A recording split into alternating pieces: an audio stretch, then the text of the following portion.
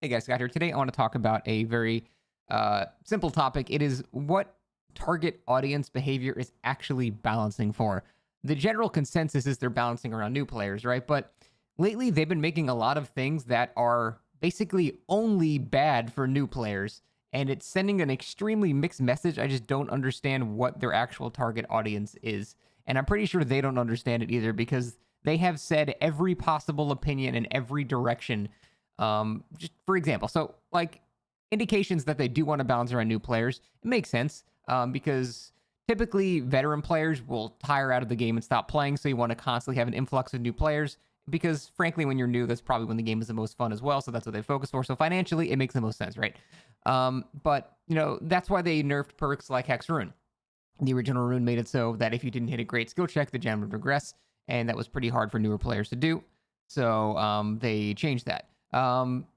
More recently, McLean said like that the whole kindred base kit thing is too complicated for new players to understand, which I feel like it's such a stretch. It's just an aura of the players. Like that's pretty simple. But if that's the bar they're setting, that seeing the auras of players is just too much information. We can't understand what this is. We're new to the game.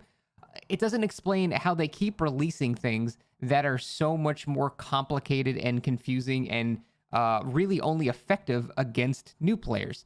From perks to killers and things like that. There's a lot of stuff they've done that serves only to make new players have a worse experience, and it doesn't even affect good players. So it makes no sense. You want it to be the complete opposite of that.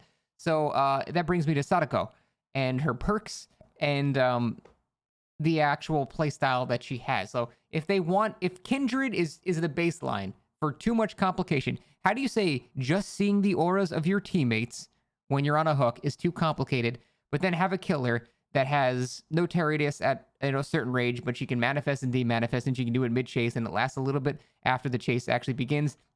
She can teleport across the map, which she teleports within a 16-meter radius of you. You get a stack of Condemn. If you get 7 stacks of Condemn, the next time you go down, she can instantly kill you. If you want to remove stacks of Condemn, you have to grab a tape from a VCR, bring it across the map to a different VCR. Like, how are you going to say that's not too complicated for a new player, but seeing the auras of players, oh, God, it's too much. We can't do that.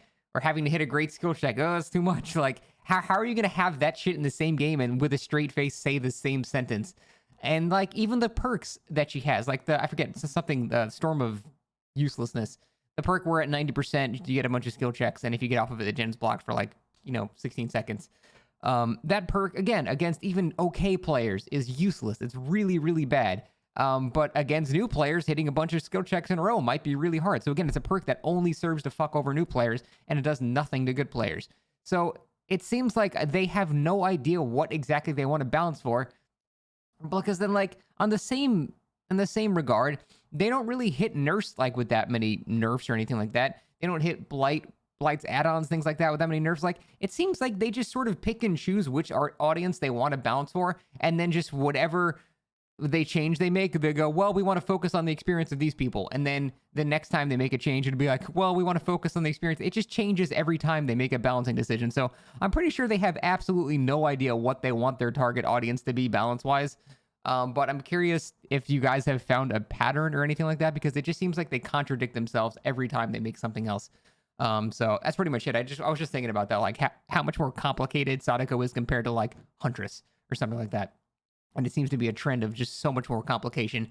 And when you have or I guess an ex-developer now saying that Kindred base kit is too confusing, and then you have this shit in the game at the same time, it just sends an extremely mixed message. And yeah, I don't get it.